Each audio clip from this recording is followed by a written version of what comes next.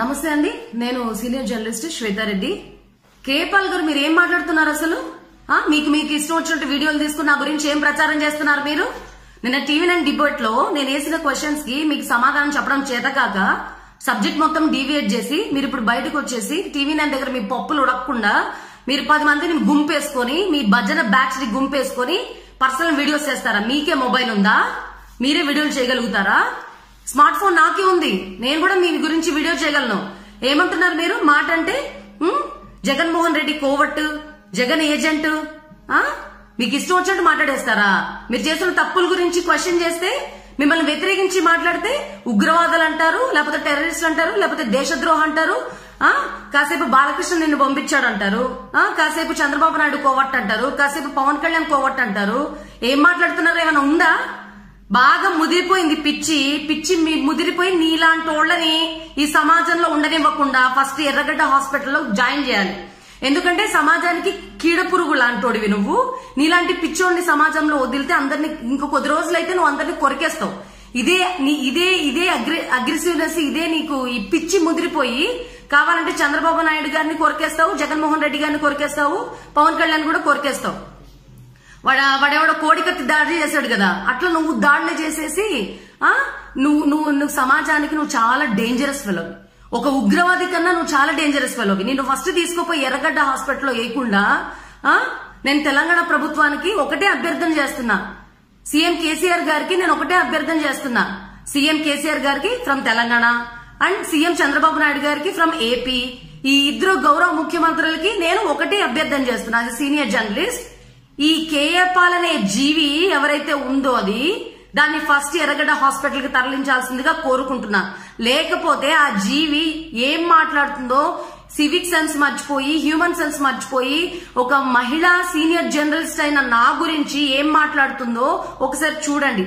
గౌరవ ముఖ్యమంత్రులు మీ గురించి కూడా ప్రచారాలు చేస్తున్నారు వాళ్ళు. చంద్రబాబు నాయుడు గారు మీకు నేను ఒకటే అభ్యర్థన చేస్తున్నారండి.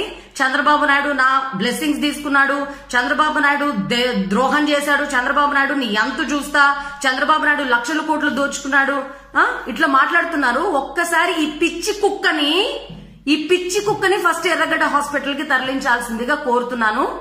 ఏపీలో అటు సైడ్ ఏ మెంటల్ హాస్పిటల్స్ ఉన్నా నాకు తెలియదు, అక్కడ తరలించండి. అండ్ తెలంగాణ సీఎం గౌరవనీయ కేసీఆర్ గారు ఈ పిచ్చి కుక్కని అర్జెంట్ గా ఎర్రగడ్డ హాస్పిటల్లో తరలించాలి. లేకపోతే నాలాంటి జర్నలిస్టుల గురించి వీడు పిచ్చిగా వాగుతున్నాడు, చాలా పిచ్చిగా వాగుతున్నాడు.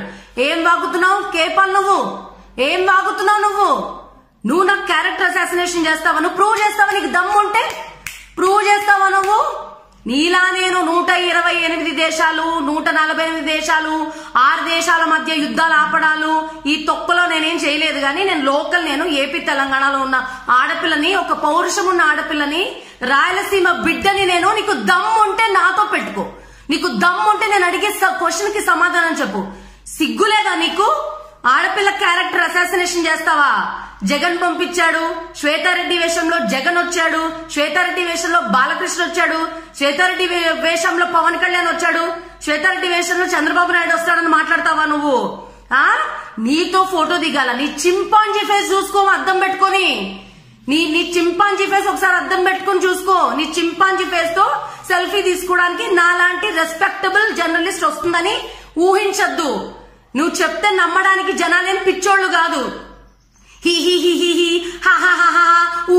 అని బ్రష్లు చేసుకుంటా టబ్బాతులో కూర్చొని నీ బోడి శరీరం అంతా చూపించుకుంటూ అసహ్యంగా ప్రవర్తిస్తుంది నువ్వు.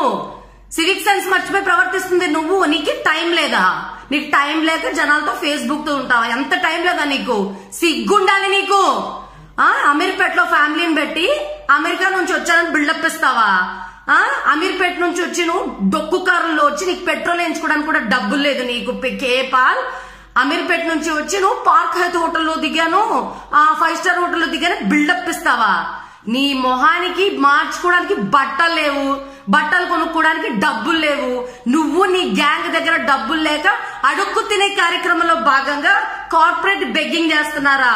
Praja Shanti party .org, Prajashanti party websites, Prajashanti party నా తలకాయి, ప్రజాశాంతి పార్టీ నా పిండాకూడు అని చెప్పేసి మీరు అడుక్కు తింటున్నారా? డబ్బులు లేకపోతే రోడ్డు మీదకి రా, ఒక్కొక్క పైసా వేస్తారు. చంద్రబాబు నాయుడు ఒక 100 రూపీస్, జగన్మోహన్ రెడ్డి ఒక 100 రూపీస్, పవన్ కళ్యాణ్ అందరు వేస్తారు. ఇట్లా ఒక ఆడపిల్ల క్యారెక్టర్ గురించి మాట్లాడద్దు నువ్వు. ఏంటి ఏం మాట్లాడుతున్నావు నువ్వు? నీ పార్క్ హోటల్కి వచ్చానా?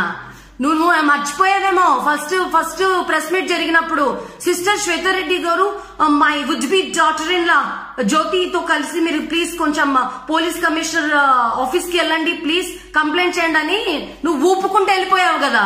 అప్పుడు ఎవరు పోయారు అర్ధరాత్రి 11 గంటలకి?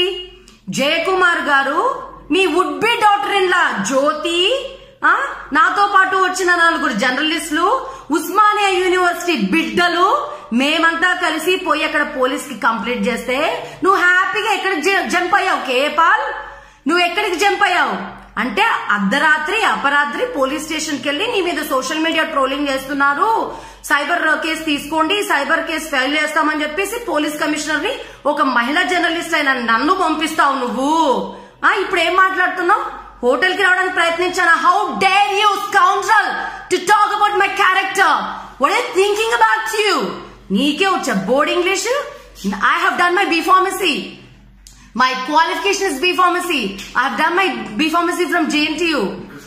ఇది కరెక్ట్ కాదు కేపాల్. హోటల్ దగ్గర నేను నా ఇంటర్వ్యూ ఉందండి నేను వెళ్లిపోతానని జయకుమార్ కి చెప్తే మీ would be daughter in law జ్యోతితో ఫోన్ చేయొచ్చు, అయ్యో ఆ అమ్మాయి శ్వేత నాతో మాట్లాడాలనుకుంది కదా, పిలిపిస్తావా జ్యోతి అని అనలేదా? ఇవన్నీ మర్చిపోయావా నువ్వు?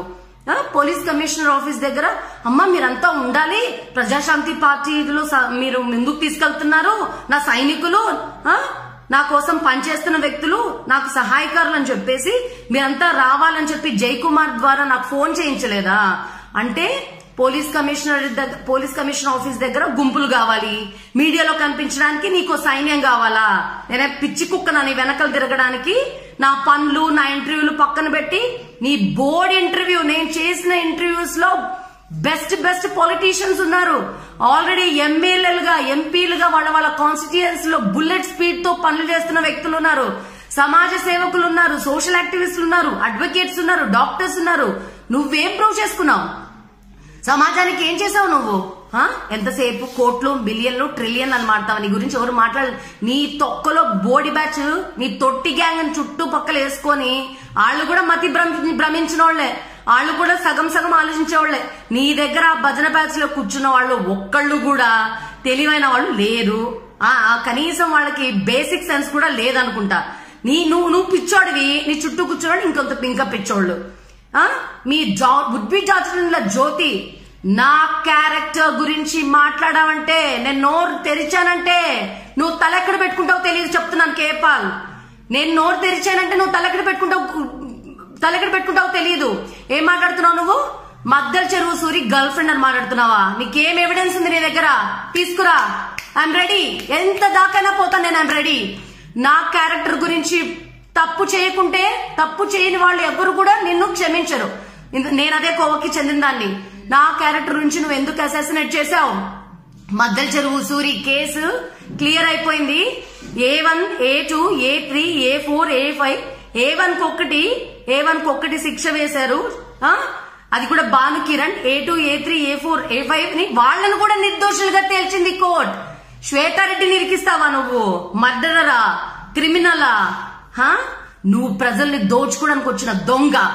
మీ క్రిస్టియన్ సోదరులు చాలా జాగ్రత్తగా ఉండండి. ముఖ్యంగా చెప్తున్నాను, క్రిస్టియన్ సోదరులు, నువ్వు హిందువులకి వేసేయారా? హిందువులకి వేస్తున్నావు, క్రిస్టియన్ సోదరులకి క్రిస్టియన్ సోదరులకి వేస్తున్నావా? నువ్వు పెద్ద దొంగవి.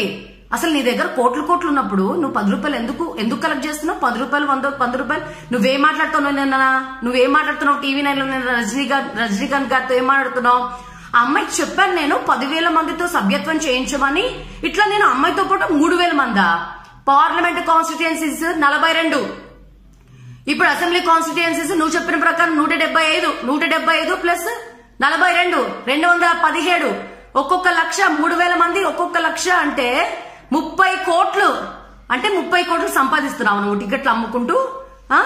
కాన్స్టిట్యుయెన్సీసే 217 ఉంటే 3,000 మందికి ప్రామిస్లు ఎక్కడ చేస్తావా? తిక్కన 3,000 మందికి నువ్వు ఎట్లా ప్రామిస్ చేస్తావు టికెట్లు ఇస్తానని?